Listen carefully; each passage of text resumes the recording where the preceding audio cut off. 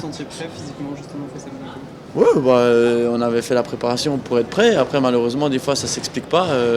Voilà, on a joué la semaine dernière à 19h30. Je pense que pour le corps humain, c'est quand même mieux de jouer le soir des matchs de football et avec une température ambiante pour le corps mieux. Maintenant, on va pas se trouver d'excuses. Il faisait chaud. On a fait des matchs à 13h30 et à 16h30, notamment à Colmar contre Fribourg. Après, c'est sûr que c'est toujours plus difficile pour le corps humain de jouer, même si apparemment il faisait pas très chaud aujourd'hui, mais sur le terrain, il a fait très très lourd, très très chaud.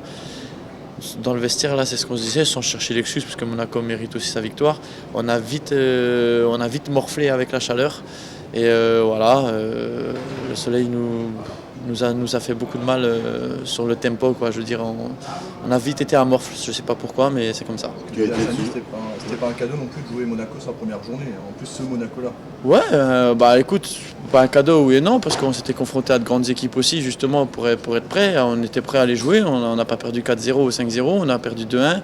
Je pense qu'au début du match, si on ouvre le score, il n'y a rien à dire aussi. Il y a 2 coups de pied arrêtés très chauds où on a 2 doigts de marquer. Il y a une frappe que le gardien sort.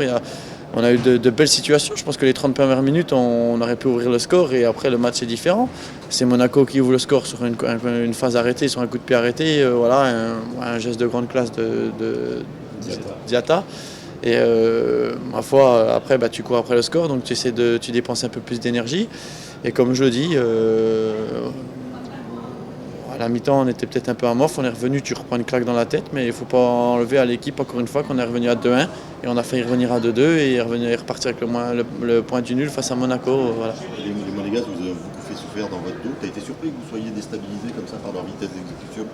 Non, surpris, on le savait qu'ils avaient un jeu de transition basé très rapide sur l'offensive, c'est pas une équipe qui cherche trop à avoir la possession, mais qui cherche à aller vite dans le camp adverse. Donc le coach nous avait prévenu là-dessus.